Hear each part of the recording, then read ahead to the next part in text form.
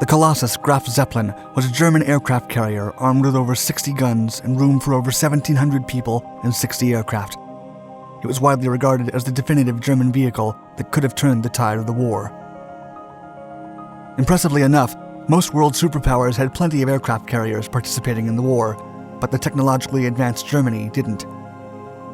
Hitler and his admirals eventually envisioned 4 aircraft carriers that were going to be built and finished by 1947 as part of the naval expansion of the Kriegsmarine. However, the early breakout of the war forced the Wehrmacht to focus on more pressing matters, leaving the project to the side. Graf Zeppelin, the incomplete 33,000-ton lead ship in a class of 2 carriers, would remain stationed in Poland for almost 2 years. It wouldn't be until the war raged on, and aircraft carriers from other nations played a pivotal role in winning crucial battles, that Hitler ordered the Kriegsmarine to carry on with the project. It was now a race against time.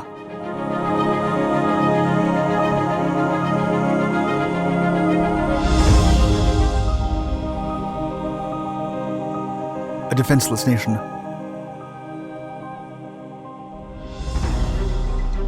The Treaty of Versailles, signed in June of 1919, humiliated all of Germany, especially its military.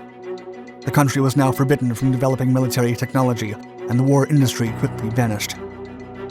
Worst of all, the German armed forces were reduced to a mere 100,000 men, resembling more of a police force than a proper army. The country was pretty much left defenseless against other foreign powers, and coupled with the economic downfall, social unrest followed. The naval branch of the German armed forces, or Kriegsmarine, suffered the most, as they were forbidden to develop warships or dreadnoughts like the ones the British and French had. The Kriegsmarine was only allowed to upgrade pre-dreadnought battleships with a maximum tonnage of 10,000 tons. Like their ground counterpart, the German Navy was defenseless against any other European power. However, German engineers managed to work around the restrictions imposed by the Kriegsmarine and came up with the idea of pocket battleships.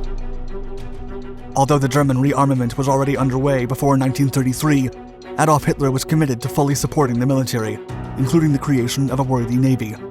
He wanted all branches of the military to return to their former glory. The Navy reemerges.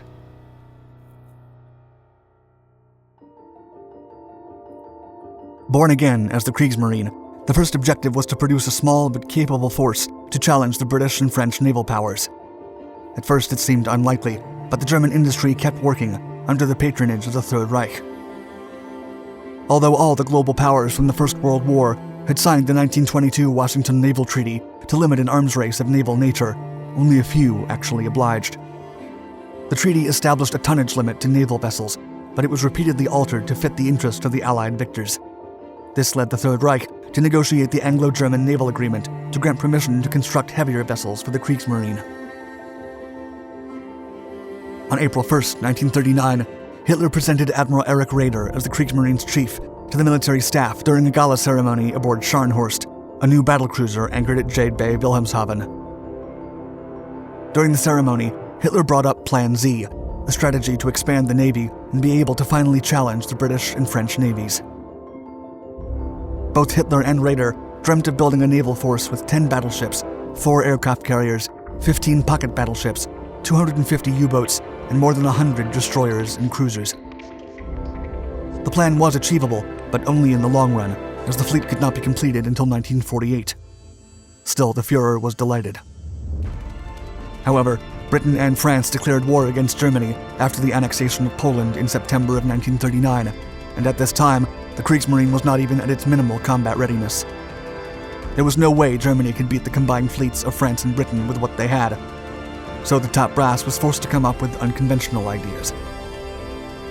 Admiral Raeder only had the Bismarck and Tirpitz 15-inch gun battleships at his disposal, 3 11-inch gun pocket battleships, 2 8-inch gun heavy cruisers, 2 11-inch gun battlecruisers, 34 destroyers, over 60 U-boats, and not a single aircraft carrier. The clock was ticking, and the Kriegsmarine had to hurry to finish the only aircraft carrier it had begun building in 1935, the Graf Zeppelin. A heavy aircraft carrier.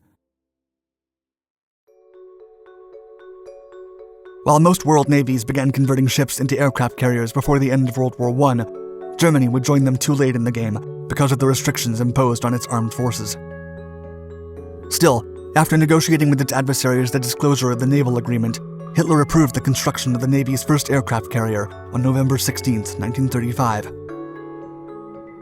The ship was awarded to the Deutsche Werk shipyard in Kiel as aircraft carrier A and laid down in December of 1936 after work on the Gneisenau battleship was finished. The carrier was named after Count Ferdinand von Zeppelin, who had risen to fame for creating the colossal dirigibles made famous during World War I. Graf Zeppelin would not be launched until December 8, 1938, during the anniversary of the Battle of the Falkland Islands. She was christened by von Zeppelin's daughter, Helen. The aircraft carrier was 262 meters long and had a beam of 36 meters, with a maximum draft of 8.5 meters.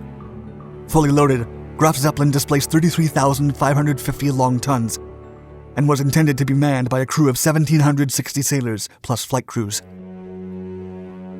Her propulsion consisted of 4 Brown Bavarian C geared turbines with 16 Lamont boilers. The ship's power plant generated over 200,000 shaft power, which translated to a top speed of almost 62 kilometers per hour. Still, by traveling at about 30 kilometers per hour, Graf Zeppelin's range could render almost 15,000 kilometers of range. When it came to armor, the carrier's flight deck was protected by 45 millimeters of Wotan Weich steel armor, the main deck by 60, and the waterline armor belt was 100 millimeters thick. Graf Zeppelin would carry substantial armament for its time, including 8 or 16 15-centimeter SK-C-28 guns for defense against surface warships. This unique combination was meant to use Graf Zeppelin in a more offensive role to attack cruisers, destroyers, and merchant vessels, and support the aircraft that she would be carrying. Additionally, Graf Zeppelin's anti-aircraft defenses comprised 12 10.5-centimeter SK-C-33 guns, 22 3.7-centimeter SK-C-30 guns, and 28 flak guns. By mid-1939, the aircraft carrier was almost 80% complete. Expectations were high, and it was estimated that she would be finished by the end of 1940. Pilot training and development of specific aircraft adapted to the carrier began in 1938. The responsibility of these 2 tasks fell to the head of the Luftwaffe, Hermann Göring.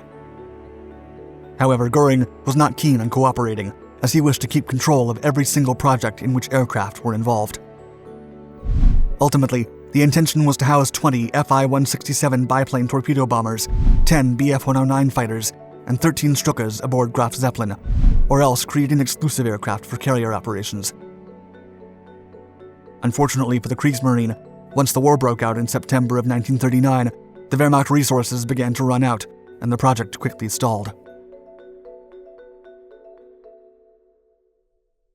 A carrier is doomed.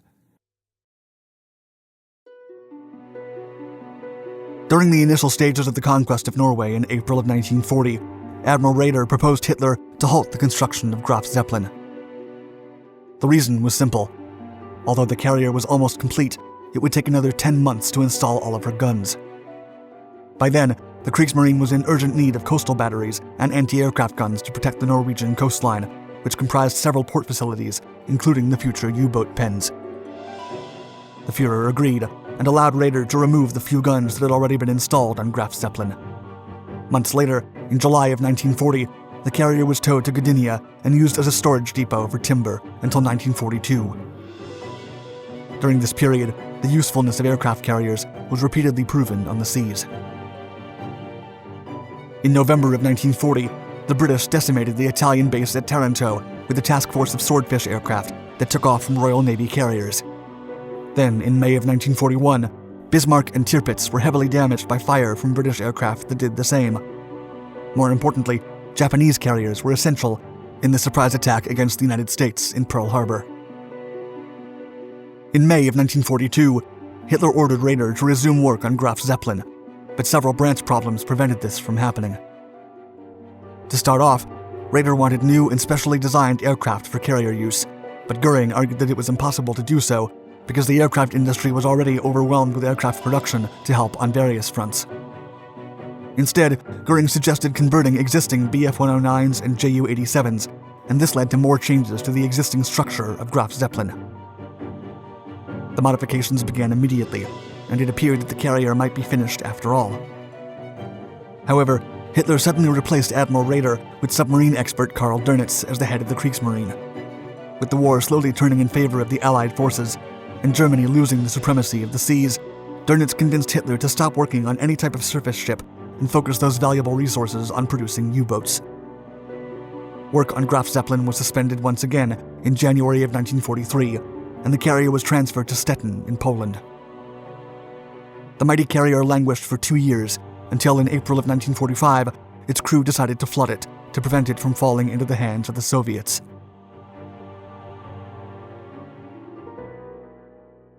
An unexpected discovery. The Germans believed that Graf Zeppelin would never float again, but the Soviets had other plans and refloated it for inspection. After taking away every valuable item and being used to simulate an air attack on an American aircraft carrier, Graf Zeppelin was sunk in July of 1947. For decades, historians speculated about where the only aircraft carrier produced by the Third Reich was sunk, but nobody knew, even the Soviets.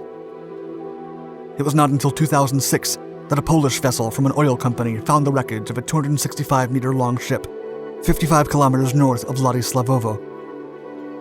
The Polish Navy quickly sent a team of divers to verify the ship's identity and were amazed at the discovery. It was the long-forgotten Graf Zeppelin, Hitler's first and last aircraft carrier. Thank you for watching our video. Please like and subscribe to our Dark Documentaries channels to find more exciting historical content. And let us know in the comments below what you think of Graf Zeppelin. Could it have changed the tide of the war in the Atlantic and Mediterranean?